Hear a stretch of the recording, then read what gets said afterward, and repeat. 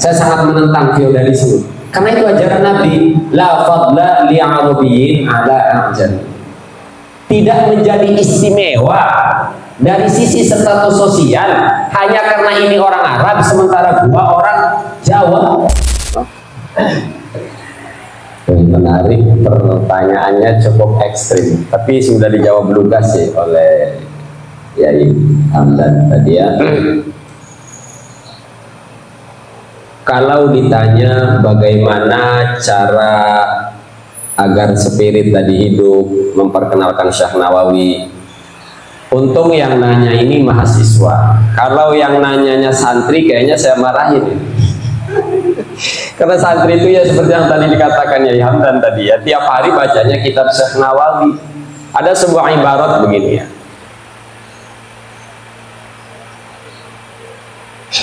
inna ruhaniyatal Ghazali tahduru inda qiraati musannafatihi.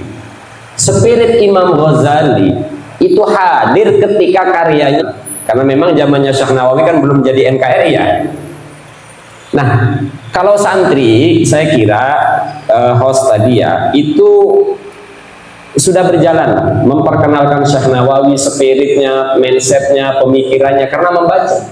Nah, justru kalau secara teknis ya, bagaimana cara mempromosikan, memperkenalkan pemikiran Syekh Nawawi? Ya, semoga universitas sekolahan yang namanya Nawawi bukan hanya nama doang, dompet nama, tapi benar-benar isi pelajarannya itu benar-benar memperkenalkan Syekh Nawawi. Karena tadi juga kan kata Profesor Yai Mufti juga tadi kan karya Syekh Nawawi ini dikaji di luar negeri. Kalau kemudian universitas-universitas sekarang di Indonesia, khususnya di Banten, mengabaikan kitab-kitab Syekh Nawawi, ya kan sangat kita sayangkan gitu. Nah, kalau di pesantren, atau ya kenalnya memang Syekh Nawawi gitu. Makanya tadi saya kutip, itu kan spirit Syekh Nawawi tadi yang saya jelaskan itu murni pemikirannya Syekh Nawawi ya. Kemudian yang kedua, wasilah pertanyaan host tadi, ini juga pesan ya kepada yang mulia Kiai Haji Ma'ruf Amin beserta keluarga, karena beliau sekarang lagi membangun universitas ya, namanya pun Nawawi. Mohon sekiranya agar jangan cuma pakai namanya saja, tapi yang dipelajarkan, yang dihidupkan adalah benar-benar prinsip Syekh Nawawi. Apalah gunanya membawa nama Nawawi, Syekh Nawawi, kalau tidak berusaha menghidupkan prinsipnya? Kan namanya pansos. Nah, oleh karenanya kita sebagai warga Banten, rakyat Banten, berharap besar kepada Kiai Ma'ruf Amin agar benar-benar mempromosikan, memperkenalkan Syekh Nawawi melalui pendidikan formal. Kalau di pesantren saya kira sudah tidak perlu diperkenalkan lagi Syekh Nawawi itu kan gitu. Ini harapan besar ya. Kemudian pokoknya sekolah-sekolah yang namanya Syekh Nawawi lah, tolong benar-benar isi kitab Syekh Nawawi ini ditransformasi dalam bentuk ataupun metode pendidikan formal. Kalau kiai santri tiap hari memang ngajinya qomi utubian, qatrul ghais, nasoihul ibad, nihayatuz zuhd. Maka kemudian yang kedua, saya sangat terharu dengan apa yang disampaikan Yai Hamdan, betapa cintanya Syekh Nawawi kepada Kesultanan. Apakah lalu kemudian setelah kita berdiri menjadi NKRI kita mengabaikan Kesultanan? Nggak boleh. Ada sebuah kaidah yang sangat populer dan kaidah ini sering saya sampaikan juga. Al-muhafadzatu 'alal qadimis shalih wal akhdhu bil jadidil asr. Ini juga prinsip KNU-an lah bisa disebut. Ini adalah prinsip ke-NU-an. Maka kalau orang NU, warga Nahdliyin, tidak mengenal ini, belum lengkap jadi warga NU. Menjaga tradisi lama yang baik, kesultanan, wal akhdhu bil jadidil aslah, mengambil langkah, mengambil cara baru yang lebih baik, demokrasi. Lengkap ya? Maka sering saya sampaikan, negara ini sudah mengabaikan qadimis sholeh, barang Pertama, barang lama yang baik, kesultanan. Oleh karenanya melalui kesempatan kali ini saya himbau, saya ajak para adik-adik mahasiswa pentingnya keberadaan kesultanan. Dan tidak harus ketika kita cinta kesultanan ini bukan berarti kita tidak cinta NKRI. Tadi prinsipnya menjaga tradisi lama yang baik, mengambil langkah proses baru, program baru, metode baru, sistem baru yang lebih baik. Maka kita sering kasih contoh di Malaysia, menjaga tradisi lama, kesultanan dan kerajaannya tetap ada, tapi mengambil sistem demokrasi menjadi negara republik. Malaysia subur, walau sumber kekayaan alamnya jauh dibanding Indonesia. Kalau kejauhan contoh Malaysia, kita punya contoh Jogja. Tradisi lama kesultanan tetap dijaga, tapi ikut masuk dalam republik, dalam NKRI. Nah, harapan saya dimulai dari masyarakat Banten agar sadar pentingnya keberadaan kesultanan. Maka sering dalam setiap postingan saya selalu buat tagar Banten butuh sultan, karena banyak hal yang tidak bisa dilakukan oleh polisi, yang tidak bisa dilakukan oleh TNI, tidak juga bisa dilakukan oleh bupati, gubernur, dan dewan. Sultan harus ikut ambil di sini.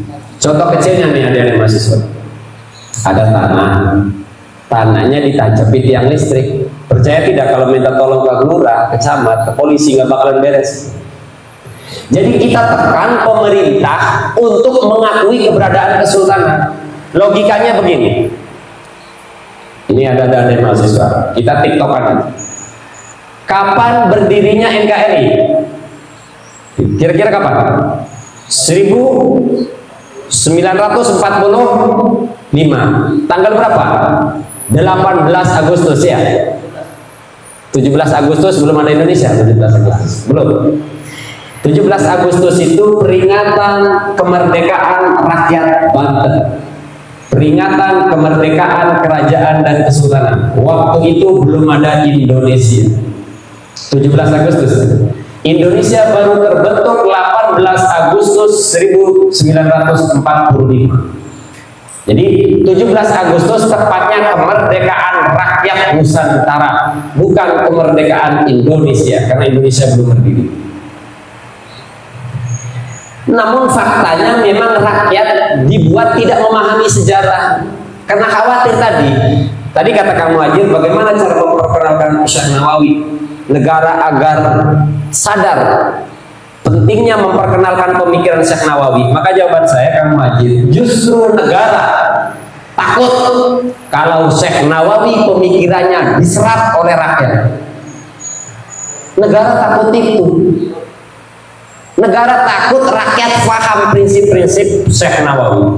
Negara takut kalau rakyatnya cinta kesultanannya. Jadi sebenarnya yang buruk sangka itu pemerintah dan negara. Ketika rakyat cinta kesultanan, di framingnya mau makar. Bukan gitu negara. Inilah cara kita mencintai negeri ini. Negara pasti mengakui bahwa kesultanan dan kerajaan memilih bergabung. Ya. Itu adalah dalil secara logik, itu adalah dalil bahwa negara harus mengakui keberadaan kesultanan. Kalau kita ngobrol dengan ahli hukum tata negara, mereka akan berargumen, loh Maesa, kesultanan dan kerajaan itu sudah memilih bergabung dengan NKRI. Nah, jawaban itu, logik itu adalah argumen bahwa negara tidak boleh mengabaikan kesultanan. Jadi di sini ada yang mahasiswa, percaya tidak? Memang ada. Kalau kesultanan ini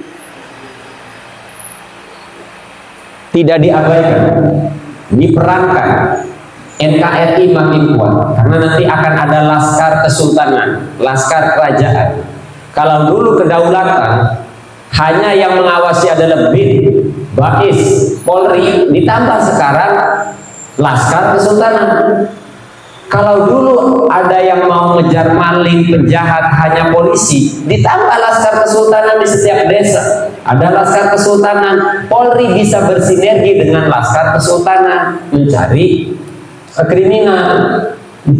Ini mestinya kesultanan ini dilibatkan dalam mengelola wilayahnya masing-masing. Saya tidak berbicara hanya untuk Banten, saya berbicara dalam konteks NKRI, seluruh wilayah kerajaan dan kesultanan. Harusnya negara menarik kembali, melibatkan kesultanan dan kerajaan untuk mengelola bersama-sama. Karena saat negara dan saat kesultanan dan kerajaan memilih bergabung, itu bergabung mengelola, menyerahkan pengelolaan, bukan menyerahkan wilayahnya untuk diberikan kepada Soekarno, kepada politikus. Tidak. Logikanya gini, mahasiswa.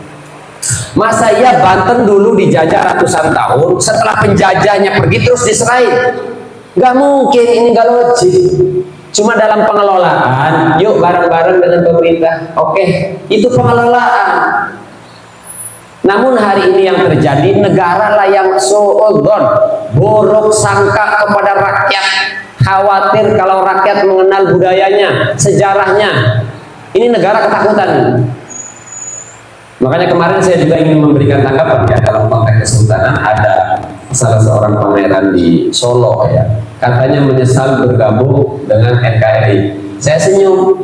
Loh, menyesal itu adalah nadem bahasa Arabnya, keduhuk, menyesal. Itu apabila perbuatan dirinya, lalu perbuatan leluhur kok sebenarnya tidak perlu disesali ya, kecuali menyayangkan. Maka buat pangeran Solo, ini saya sampaikan melalui kesempatan ini, kita banyak kecewa terhadap politikus yang memimpin negeri ini. Tapi yang ingin saya sampaikan adalah ma la yudraku kulluhu la yudraku kulluhu. Dengan segala kekurangannya pemerintahan kita, mari kita jaga bersama-sama NKRI. Kita fokus memperbaiki kekacauan yang disebabkan oleh ambisi para politikus. Karena yang jahat bukan Indonesia, yang jahat bukan Pancasila, tapi para politikus yang menjadi penguasa. Untuk menutup, saya tegaskan sekali lagi, para pejabat adalah kelompok orang yang diuntungkan dari teks Pancasila. Sementara yang benar-benar melakukan Pancasila, mengamalkan Pancasila adalah rakyat. Demikian. Ya. Terima kasih Kang Yasa. Juga dari saya pahami, selain apa yang dibahas seperti yang ada tadi, memang kalau yang pernah saya baca gitu, ada sebuah konsep dulu itu dari kerajaan atau kesultanan lalu akhirnya keluar. Berarti ide-ide itu memang harus digodok dari konsep dalam, bukan dari struktur kesultanan kalau dibahas oleh Kang Yasa tadi. Nah, maka Islam juga mungkin secara tradisi di awal-awal kejayaan dari zaman dinasti Abbasiyah, Umayyah dan seterusnya itu kan punya peradaban yang terbuka. Betul-betul membuka pintu untuk siapapun dari latar belakang apapun, dari faktor apapun, untuk mereka berinteraksi dan membangun mimpi masa depan. Kira-kira begitu. Nah, Indonesia dalam konteks sama yang saya tadi dijelaskan, rupanya memang perlu harus ada evaluasi secara besar-besaran, bukan hanya dari konteks regional, tetapi secara umum gitu kan, baik dari basis kemahasiswaan, komunitas, gitu kan, teman-teman aktivis dan seterusnya. Saya kira melalui diskusi malam ini dengan diri tadi yang sedikit bilang ada bahwa di abad 19 ada seorang tokoh namanya Syekh Nawawi dari Tanara, hengkang dari Tanara ke Mekah, dan di saat yang sama beliau juga banyak memberikan perhatian terhadap kepentingan yang terjadi di tanah kelahiran di Banten sendiri. Bahkan konon menurut beberapa sumber, pemberontakan di Banten tahun 1880 ini juga akibat dari pencerahan Syekh Nawawi yang terkait dengan kelompok para pejuang sosial keagamaan di Banten. Karena bedanya di Kamesa, setahu saya, konteks apapun yang terjadi di Banten dalam konteks pergolakan masyarakat itu selalu ketemu dengan konsep gerakan sosial keagamaan. Hari ini seperti yang sedang diperjuangkan oleh Kang Yasa dan teman-teman, itu seperti mengulang sejarah 150 tahun yang lalu. Tapi pertanyaannya, ini akan berakhir kemana kira-kira? Jadi teman-teman, atau memang kita harus bersabar untuk bisa menginventarisir seluruh basis gerakan sosial keagamaan itu, bukan hanya misalnya tersentralisir di Banten Utara Sini, tapi juga pelibatan terhadap semua komponen, baik dari sisi pendidikan, pondok pesantren dan seterusnya. Kita bisa lebih banyak pengalaman soal itu. Betul, menarik ya. Salah satu ulama yang menginstruksikan, mengarahkan murid-muridnya untuk melakukan perlawanan pada 1880 yang disebut di Cirebon. Artinya ketika Syekh Nawawi pergi ke Saudi, ke Arab, ke Mekah, itu tidak lantas melupakan tanah kelahirannya. Syekh Nawawi tetap masih punya kepedulian terhadap tanah kelahirannya. Tadi lupa apa pertanyaan poinnya? Apa yang harus kita lakukan untuk bisa mengantisipasi hal-hal yang tadi berpotensi kepada pembunuhan dan mungkin pintu masuknya bisa melalui advokasi yang selama kita lakukan. Oke, mungkin ya dimulai dari diri kita lah, pengenalan terhadap tadi prinsip-prinsip Syekh Nawawi dan keterlibatannya Syekh Nawawi juga Syekh Abdul Karim kepada GGR Cilegon. Artinya ada keterlibatan, inilah yang harus dikenalkan karena ada peribahasanya tak kenal maka tak sayang. Masyarakat karena membacanya kitab Qomi Uturian atau diperkenalkannya Qomi Uturian, diperkenalkannya hanya Nasoihul Ibad, artinya yang diperkenalkan dari Syekh Nawawi kepada masyarakat itu hanya bagian nasihat-nasihat, sehingga buktinya mereka lupa terhadap Minhajuz Zain. Ini kan sama satu kitab. Maka tadi yang harus dilakukan adalah menyampaikan, memperkenalkan pemikirannya Syekh Nawawi, memperkenalkan budayanya dan sejarahnya. Saya kira itu aja dulu, Pak. Oke, terima kasih teman-teman. Ada yang mau komentar lagi? Atau cukup, Kang Majid? Untuk Epul, saya punya undang-undang. Epul. Oke, silakan. Mungkin sisanya ya.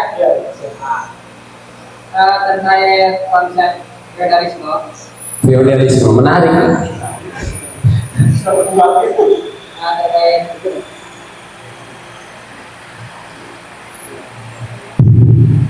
Terkait konsep feodalisme, apakah ini sebuah adat atau budaya yang mempengaruhi pondok pesantren sehingga budaya ucapan santun yang bernegara itu terlihat? Kemudian pertanyaannya, karena memang kebanyakan pesantren-pesantren yang ada di Nusantara khususnya Banten ini kan terinspirasi oleh pemikiran Syekh Nawawi. Bagaimana Syekh Nawawi Al-Bantani memandang konsep kepemimpinan dalam pesantren? Kemudian apakah ia mendukung berarti keilmuan yang kuat atau lebih mendorong kesetaraan dalam belajar? Keren pertanyaannya.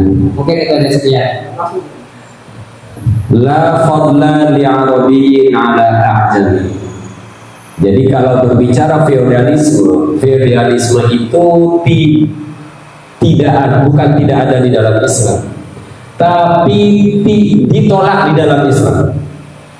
Dalam Islam feodalisme itu tertolak, jadi dibahas, ditolak. Makanya saya kurang sepakat kalau bahasanya feodalisme itu tidak ada di dalam Islam. Kalau bagian dari Islamnya, feodalisme memang bukan bagian dari Islam, tapi Islam membahas feodalisme dan menolaknya. La fadla li'arabiyyin ala a'jami.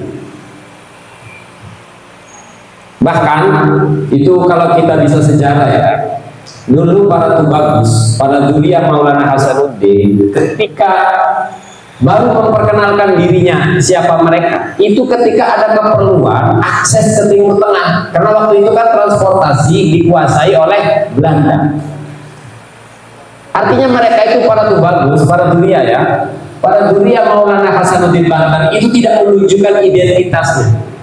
Diperkenalkan bahwa mereka adalah bagian daripada keluarga besar kesultanan itu ketika mereka ingin akses ke Makkah, baru diperkenalkan pada Syekh Nawawi, ada muridnya Tubagus Muhammad Bakri. Tadinya secara sosial mereka menyamaratakan. Jadi adanya penghormatan kita kepada guru itu tidak menunjukkan feodalisme sebenarnya. Feodalisme itu saya kira keangkuhan, keegoisan. Itulah kenapa Islam menolak feodalisme. Jadi beberapa tahun yang lalu kita dihebohkan ya dengan gaduh nasab, dan saya tidak ingin berbicara kubu A kubu B. Kita sebagai masyarakat mengambil hikmah dari itu. Semoga feodalisme, atau bahasa sederhananya apa sih feodalisme ini? Pengkastaan ya, pengkastaan ini semoga hilang dari tanah Banten. Hierarki ya. Maka sering saya sampaikan kepada para netizen, saya paling jengkel kalau ada orang bercerita gua tuh bagus, gua keturunan si Anu, tapi dia tidak punya kepedulian terhadap rakyat. Melalui kesempatan kali ini saya sampaikan, apa gunamu menceritakan nasabmu kalau kamu tidak bisa berbuat apa-apa untuk bangsamu? Kan yang populer, yang masyhur adalah para leluhur, Syekh Nawawi Rekayasa. Lalu kau siapa ngaku-ngaku cuma keturunannya tapi tidak berbuat apa-apa? Jadi saya sangat sepakat ya, saya sangat menentang feodalisme. Karena itu ajaran Nabi, la fadla li arabiyyin ala a'jam. Tidak menjadi istimewa dari sisi status sosial hanya karena ini orang Arab sementara gua orang Jawa. Lihat Syekh Nawawi, keturunan Maulana Hasanuddin tadi sudah dijelaskan. Tapi beliau memperkenalkan dirinya bukan kesayyidannya, tapi kesaripan, bukan kesaripannya, tapi Nawawi Al-Bantani atau Syekh Nawawi Al-Jawi. Ini kata dia ya. Jadi justru yang diangkat adalah apa namanya? Kearifan lokalnya, kebangsaannya. Karena waktu itu belum ada Indonesia ya. Jadi bukan Al-Indonesia tapi Al-Jawi. Jadi sekali lagi saya salah satu orang yang sangat keras menentang feodalisme. Itulah kenapa bahkan saking kerasnya saya menolak feodalisme, saya kalau dipanggil Gus itu geli telinga. Jadi benar-benar sudah mendarah, sudah menjadi karakter saya muak dengan feodalisme itu. Kenapa muak? Nah, karena Nabi melarang. Nabi tidak membenarkan feodalisme itu. La fadla li arabin al ajam. Tapi hadis ini tidak membatasi atau tidak menyalahkan ada orang menghormati ahli ilmu. Bukan. Bukan ya. Kalau kita menghormati guru itu bukan feodalisme. Gitu ya. Kita menghormati guru, menghormati kiai itu bukan feodalisme. Tapi kalau ada pengkastaan gua Gus, gua Habib, gua Syarif, tidak bisa berbuat apa-apa untuk rakyat. Stop, jangan lagi menceritakan nasab-nasabmu kalau kau tak berguna untuk bangsamu. Dan ingat, setelah Banten menyatu dengan NKRI, Banten tetaplah sebuah bangsa. Maka untuk para tubagus, para raden, saya ingin sampaikan, setelah jadi NKRI pun, Mahesa adalah tetap berbangsa Banten. Warga negara Republik Indonesia berbangsa Banten. Anda boleh menyebut saya bangsa Indonesia, tapi saya tetaplah bangsa Banten. Ini kata Kiai. Terakhir dari Kiai Hamdan, konsep feodalisme gitu kan, ini sudah merambah bahkan ketika kelembagaan pendidikan dan bahkan di institusi agama ketika itu. Ditambahkan juga dengan adanya pemakaian konsep feodalisme ini, orang-orang yang awam. Saya kira itu salah persepsi saja kalau kemudian misalnya di pesantren diajarkan feodalisme. Saya kira ada nas Nabi begini ya, lau sarqatin nati Fatimatu la qata'tu yadaha. Tadi kan saya mengutip satu hadis ya, la fadla li arabi, artinya dari mata hukum itu tidak ada pengkastaan, tidak ada klasifikasi suatu suku, ras, kebangsaan, itu tidak ada kalau di mata hukum. Kalau lalu kemudian itu secara pilihan pribadi seorang murid menghormati guru, artinya selama sang guru tidak mendoktrin kamu harus apa yang seperti saya mau, itu kan tidak feodalisme. Masa iya kita katakan terjadi feodalisme antara orang tua dengan anak, antara adik dengan kakak? Kan tidak mungkin itu disebut feodalisme. Itu pilihan pribadi kita untuk menghormati orang tua karena itu menjadi bagian syariat Islam. Begitupun menghormati guru. Tapi guru itu tidak mendoktrin si murid ya. Makanya saya katakan tadi bahwa itu salah persepsi kalau kemudian ada yang menganggap bahwa di pesantren diajarkan feodalisme. Enggak, di pesantren tidak diajarkan feodalisme. Di pesantren tidak ada. Itu salah tangkap.